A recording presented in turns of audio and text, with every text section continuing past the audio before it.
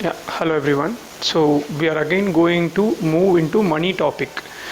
We have seen money in detail, like basically what are the functions of money and how money has evolved and different types of money.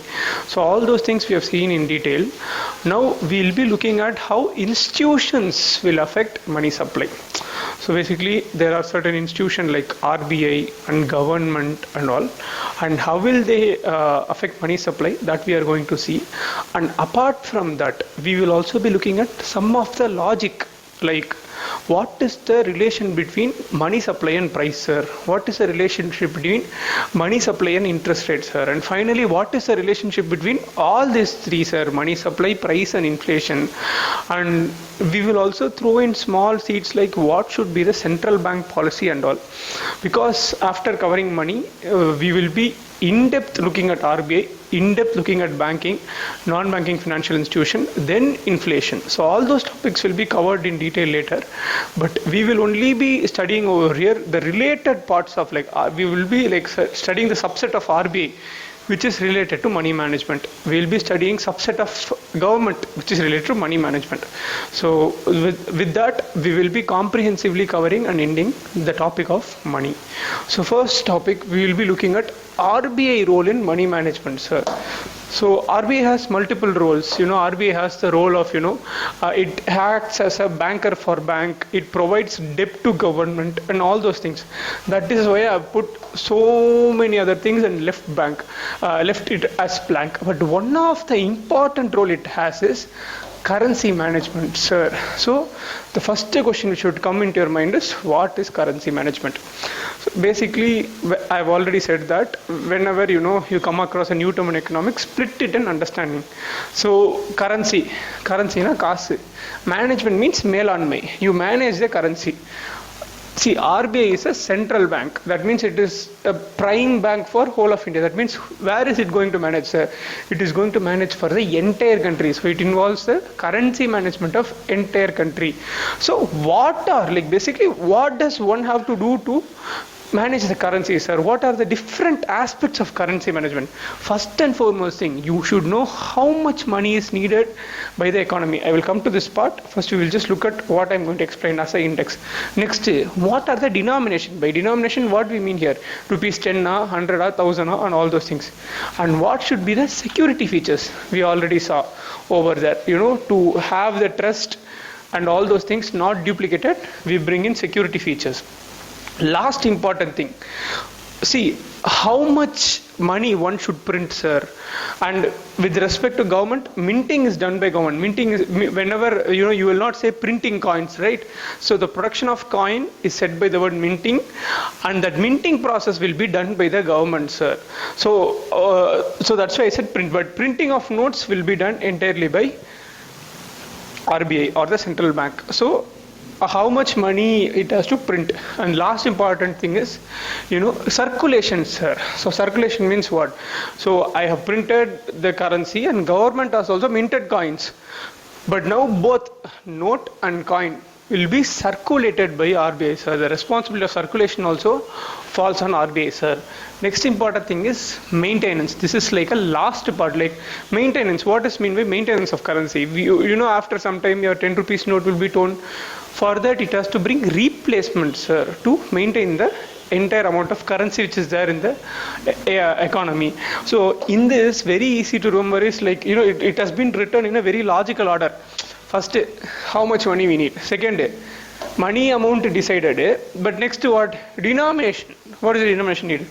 Next, the security feature. So denomination decided. In each note, I should keep some security feature, right? Because government is a monopoly. Nobody else should print it, and I have to uphold the trust, all those things. So trust of people in the currency. So all those things, if I want to uphold, means I have to put in some security features. So after deciding the security feature, what will I do? Then finally I've decided, okay, money decided, denomination decided, security feature also decided. So design full idea. Now what will I say? So print this many notes and bring it, or mint this many coins. And finally what? Once I get it, I will keep it in mind, circulate it to all banks. Finally, based on the data. Like if you have torn currency, you will be taking it to bank, right? Bank will accept and give you the new currency, but that currency will be given from the bank to RBI. So RBI will take all those currencies and replace and give them new currency. So this is the overall process, sir. In this first process, how much money is needed in the economy? That is the like crux over here, which we will be covering later, because that has a lot of implication. Like, you know, how one cannot simply print enough money, like lot of money. We have already seen earlier, like let's say there are only two pens, two commodities. If I print a lot of money, what will happen, sir? Like I'm there a person X, let's say there is a person Y over here. So we all of a sudden, like RBI has printed a lot of money, but the commodity is same, the amount of commodity is same. But now our money, the cash we are holding has increased because RBI given us a lot of money. So what will happen for this? Let's say initially this both pen, this was 10 rupees, this was 10 rupees. But now since we got a lot of money and we need this pen, we will be willing to pay a lot of money for buying this pen. I will be willing to pay 20 rupees or 30 rupees or even 40 rupees depending on my need. So essentially, once money supply increases, automatically what will happen, sir? Prices will go up. And if I increase the money supply by a lot of value, what will happen? Prices will be very high, sir. When prices start increasing such abruptly, it is known as hyperinflation. Like suppose, let's say my salary is 100 rupees. Today this pen is 50 rupees I am able to purchase. Tomorrow the inflation is such an unstable situation. Tomorrow this pen may cost like 1000 rupees also. That means but my salary is being constant. I will not be able to afford this. Then what will happen, sir? In such a hyperinflation, I will not have the trust for the currency. Eventually what will I do? I will say that, okay, this currency is useless. Let me go buy some gold and keep it with me, because the gold will not deteriorate in value. Okay, so gold will be staying in the same value, but currency will deteriorate because of the high inflation. Because today with 100 rupees I am able to buy this pen, but tomorrow this pen is costing 1000 rupees, but my income is not increasing. No, so that means what, my money value is going down because of the prices going up. Okay, so such a condition, people will start losing faith. So that is why having how much money in the economy is very important. Basically this part we'll be covering for a larger section. Like initially we have thrown in seed 1 here, we'll also throw in seed 2, then finally all these things will be concluded in the money multiplier topic, sir. That will be done after RBI and banks, because you need to understand what is that, what is RBI and all those basics before that. But I've given you a crude conceptual clarity over here. Okay, with that, apart from RBI, government, sir, government is also minting coins. Essentially it is also producing some amount of money, sir. So that means what? Government will also has a role in currency management. What kind of role? Already I said coin. And apart from that, they also print the 1 rupee note, sir. And so these two are directly with respect to money. Apart from that, they also have one important function, sir. I have already said, RBI is a statutory body. Okay, it is a statutory body. It is created by law, and even though it has the responsibility of the monetary policy. One sec, I'll drink water.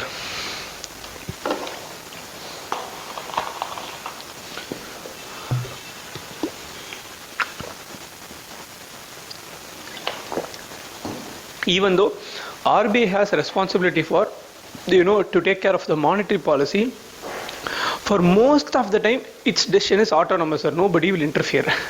But RBI is headed by a Reserve Bank governor. Let's say that he went rogue. You cannot say that one person will be perfect. No, there is a fail-safe mechanism.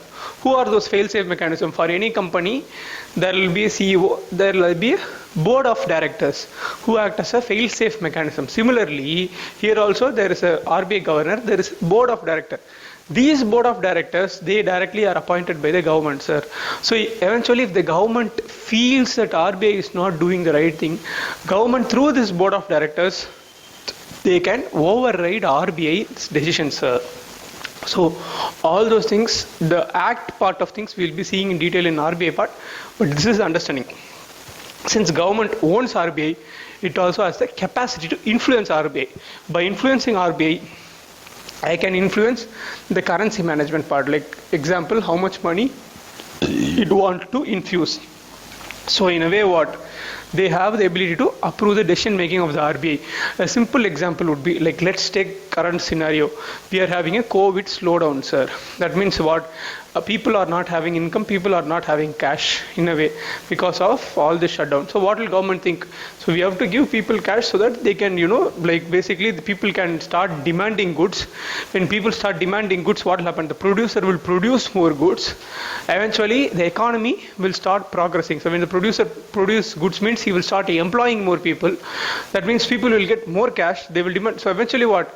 The production process will expand and economy will start to grow, sir. So eventually this thing will happen.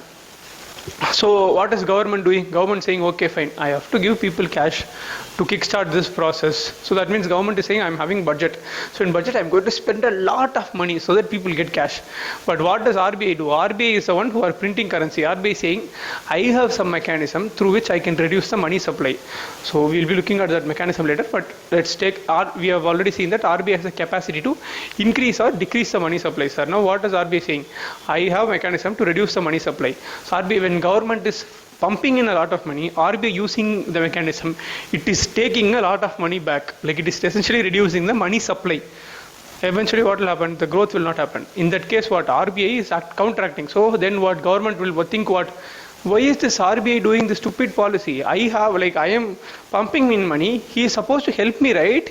But he is counteracting my effect, so my objective is not realized.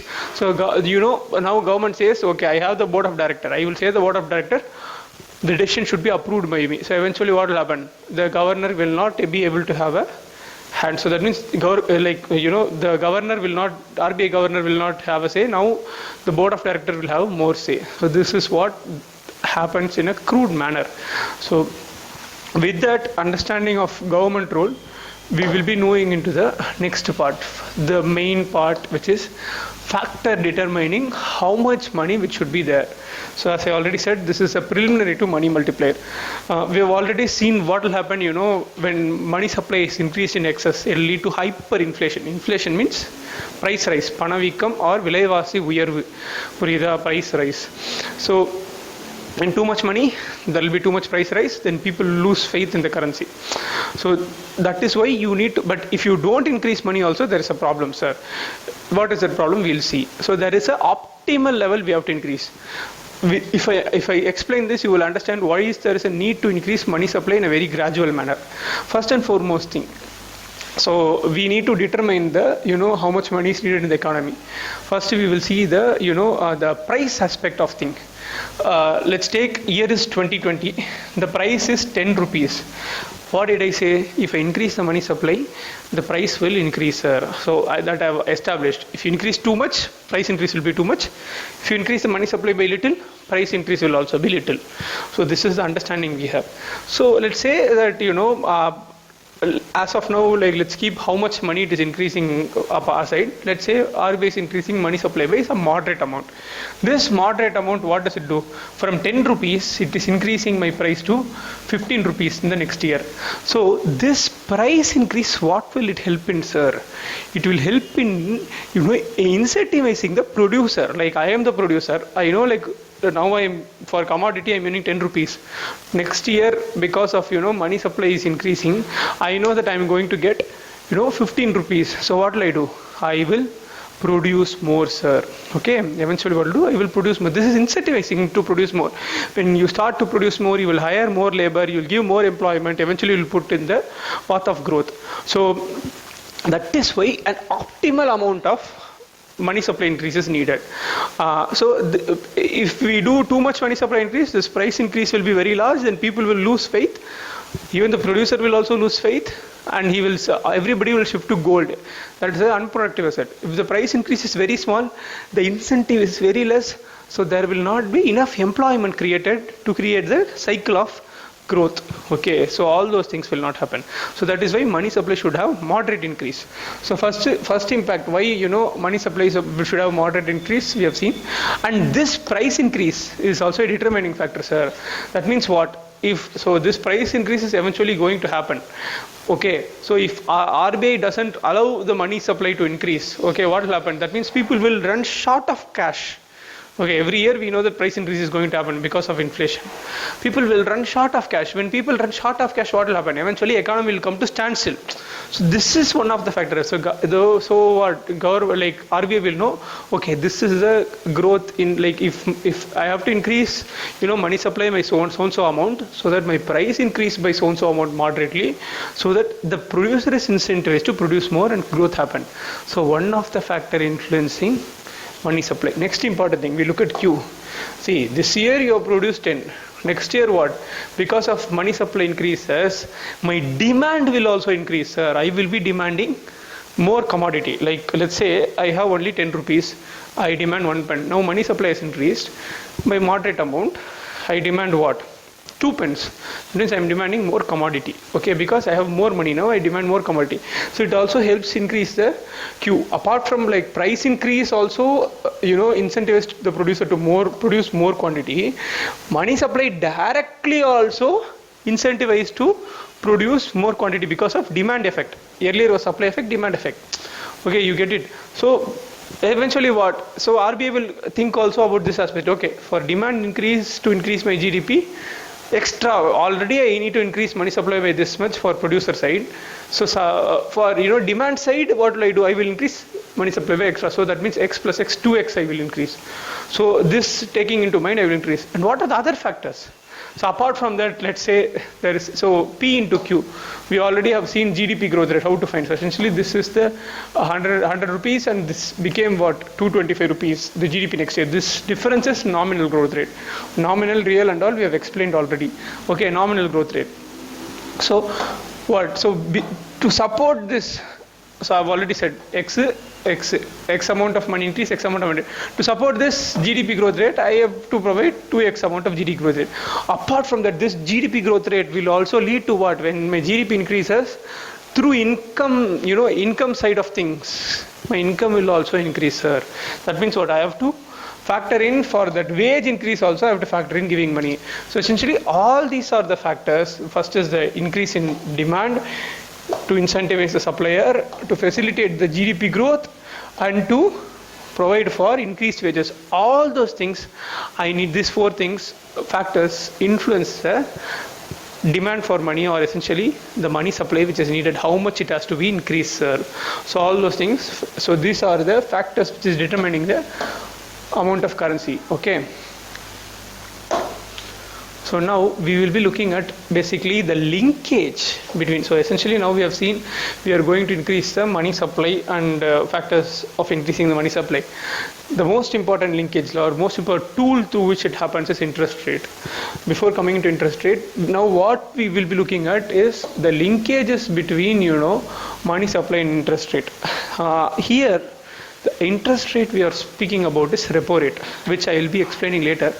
But you can understand this is like a key rate, sir. This interest rate is a key rate. Like if repo rate changes, automatically your bank rate will also change. That means the rate at which I get loan, or if I keep a deposit, that interest rate, all those will change. A simple example would be if repo rate increase, my bank rate or the rate at which I get the loan, that also increases. Or by repo rate increase, my rate of interest which I receive from deposit, that also increases. Simply let's say repo rate is increasing from 6 to 7%. My loan interest rate will increase from 9 to 10%. My this deposit interest rate will increase from 4 to 5%. Okay, so that repo rate is kind of the base rate which we will be looking at in detail in RBI and banking. So as of now we have given a crude understanding of interest rate, basically the repo rate which we are seeing. So with that understanding, we'll see what will happen. First, when you decrease the interest rate, what will happen, sir? So eventually, very simple. If you decrease the interest rate, what will happen? More people will be willing to get loan. Because my interest rate is low, I cannot miss this opportunity, sir. So I want to get loan. So what will happen? Eventually, it will lead to increasing in money supply. When lot of people get loan, it will lead to increase in money supply. Okay, so that means first correlation we have seen. First thing is decreasing in interest rate will lead to increasing in money supply, sir. The next correlation is increase in money supply. So what will happen when I increase in money supply? When, let's imagine, like, I'm pushing in so much money, that means so much money is there in the bank. Okay, money, lot of money came in, so much money is there in the bank. What will bank will be like, see, I'm sitting in a lot of cash, I have to disperse this. So if I want to disperse this cash, what will that means? I have to give lot of loans. What is the one condition that will help me get lot of loans? That is interest rate decrease. So that means increase in money supply will lead to decrease in interest rates. Essentially this is the reverse. That means if you decrease the interest rate, it will increase the money supply. If you increase the money supply, it will lead to decreasing interest rate. So this is just one relation. Obviously the vice versa is also true. That means what? When I increase the interest rate, obviously people will not be willing to take loan. That means my money supply will decrease. Okay, similarly, if I decrease the money supply, bank will have very less money, it will not be able to give loan. That means what it will do? It will increase the interest rate. So this is the logic, and this kind of logic, sir, is very, very important to solve prelim question. They will say which of the possible actions will lead to increase in money supply, or which of the possible actions will lead to decrease in interest rate. All those things they will say, sir. So having this clarity is very important, sir. Next topic. With this understanding of interest rate, we are going to understand a small topic known as hot money, sir. What is hot money? Okay, the name itself says, it's hot money. Hot means what happened? Hot things won't, stay at one place for a longer time. Like a simple thing, just say steam. Steam will move and spread to, lot many places. Okay, it will not stay. Similarly, volcano, what it'll push, it'll air up and it'll come out. So similar manner, money also, sir, hot money is that money which will be shifting from different country, one country to other country to other. Why is it happening, sir? Very simple thing. Here only our interest rate concept comes. Okay. So let's say the money is there in India. India is having one repo rate. Money is invested in India. Like somebody from foreign is invested in share market or whatever market, or what, let's say they have invested and they are getting some interest return out of it. Like பணம் போட்டிருக்காங்க, வட்டி வருது. புரியுதா? Now all of a sudden news comes, in USA they are increasing the interest rate. I am increasing the repo rate for some reason. The news comes, RBI is the US RBI, it is known as Federal Bank. Federal Bank is increasing interest rate. What will this foreigner think? Okay, India I am getting 6%. Now they have increased the interest rate. Now they are giving me 7%. What will I do? I will take my money out. Like, for FD potrindana, I will break that FD and I will take my money out, fixed deposit lende. I will be taking that money to USA and invest in US FD because I am getting more interest rate. No. So this, because I will do this for the short term profit, sir. Okay, so essentially this is the money which is shifting from in the financial market when such interest rate happens. This is for the short term profit, sir. So similarly, the next another concept is cheap money and dear money. Already we have seen cheap money, namely irukudhu. Cheap money. Cheap money means what?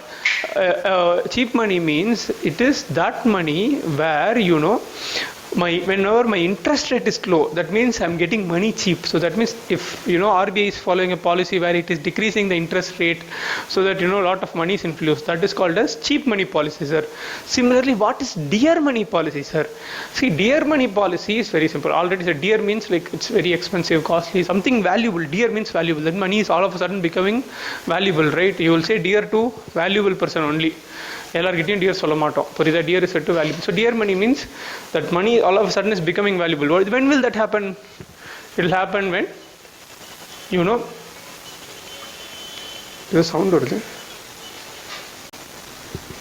Yeah, we were looking at cheap money and dear money, sir. I've already explained cheap money. Cheap money is when the interest rate is low. Eventually I'm getting money in a cheap interest rate. That is cheap money. That is whenever RBI follows a policy where it is reducing the interest rate so that a lot of money is dispersed to the people to help, when money people get loan, what they'll build home, they will do a lot of business project, etc. Eventually it will lead to growth.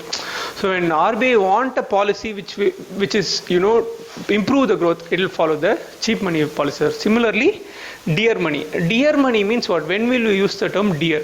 Dear will be used, to say like something is very valuable. Like I can say this is dear water bottle. Like this water, is valuable to me. So every time I feel thirsty, I will quench. So it is a very dearest water bottle. So it's valuable.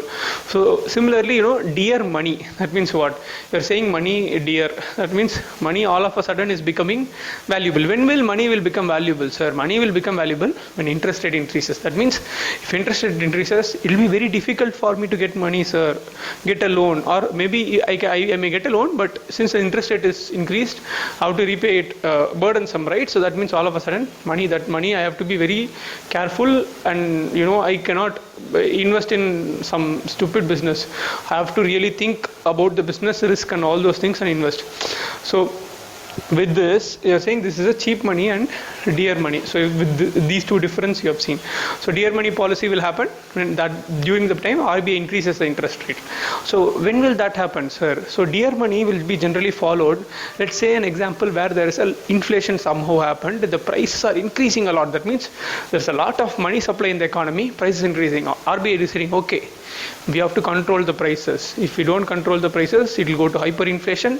Then what will happen? Hyperinflation means people will lose trust in the currency. Then if people will lose trust in the currency, then eventually my country will collapse. Or we will decide, okay, to stop that, what will I do? I will increase my interest rate. When I increase my interest rate, people can't get money easily. All of a sudden, whatever money they have, they cannot get a loan. So that means money supply will be cut. So money supply will be limited in the economy. So eventually, when money supply is limited, automatically prices will start to fall. Each people will have very little money in the hand. Eventually, my prices will start to fall and reach that optimal level. Optimal level only I can attain maximum growth. That is why RBI always targets for this 4%. 4% is the optimal level in India. We look at that part in the RBI part, but just have this idea in mind that RBI is always targeting 4% inflation only, not too much inflation. So that is the dear money, and we also looked at what situation these are used. Okay, so essentially this is determined based on the interest rate, and that interest rate is chosen based on the macroeconomic condition like inflation. Finally, we are going to derive the relation between money supply and price, and also its interrelation with the interest rate, sir. I have already explained this part. By now you should be able to explain me. Increase in money supply will lead to increase in prices, that is inflation. I have already said, when money supply increases, I will have a lot of money in hand. I will be demanding for I will be willing to pay more price for this commodity than earlier. So eventually price will rise. Okay, so this is the first link. Second link we already saw, between interest rate and money supply. Decrease in interest rate, that means money supply will increase. More loan will go, money supply will increase.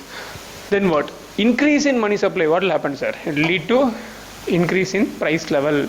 So generally, let's take an example where there is a generally there is a slowdown means people will not have a lot of demand. People will not be able to demand a lot of goods. Let's take this COVID itself as example. What happened? People lost their wages. That means people lost their employment. That means they didn't get their salary or wage. That means they have less money in hand. That means they will not be able to demand the goods. That means they will be taking only essential good. What happened? We saw already 2020 the economy literally slumped -20% or more for the first quarter. It did a V-shaped recovery. So in the V-shaped recovery enna pannanga and time RBI reduced the interest rate for this V-shaped recovery. So RBI reduced the interest rate, sir. So that means for this condition, RBI will be reducing. See, when demand is reducing, automatically we will see that price when nobody is demanding, any commodity, automatically the price will fall. So it is not only that growth is decreasing, the price is also falling. Okay, that is why RBI will do what? It will decrease the interest rate, through which it will increase the money supply. Eventually this price fall will be averted. So price increase will be brought to that optimum moderate level so that growth happens. Okay. So this is essentially the kind of the linkage between the rationale behind RBI policy. So these are the linkages of understanding, like you should have. What will happen when I increase my money supply? Between price and money supply, between interest rate and money supply. These are the two key interlinkages. through this we are bringing a trinity and we are explaining how RBI uses this trinity. Similarly, sir, decrease in money supply. We have already seen decreasing money supply. Obviously, what I will not have enough money, so eventually my price will decrease. Decrease in price. Finally, we will also bring this linkages with RBI. See what will happen when I increase my interest rate, my money supply will decrease. So automatically, what will happen? My price will decrease. So when will I use this policy, sir? See, let's say there is a hyperinflation, sir. The price is increasing a lot. To prevent macroeconomic collapse or people losing faith in the currency, what will RBI do? RBI will say, I am going to increase the interest rate. Okay, when I increase the interest rate, bank will not be able to disperse loan. Automatically what will happen? Money supply will decrease. Automatically price level. This hyperinflation will be brought to moderate inflation. So again facilitating growth. Okay, so essentially this level of keeping inflation at a moderate level through interest rate is called as monetary policy, which we'll be looking at later. But this is a link between that, sir, all those things. With that in mind, so we are done with money on the whole. So next we will be moving into RBI, where we'll be discussing moderate policy and RBI and how its role, repo rate and all those things in detail. Proper definition will be coming, sir. Thank you.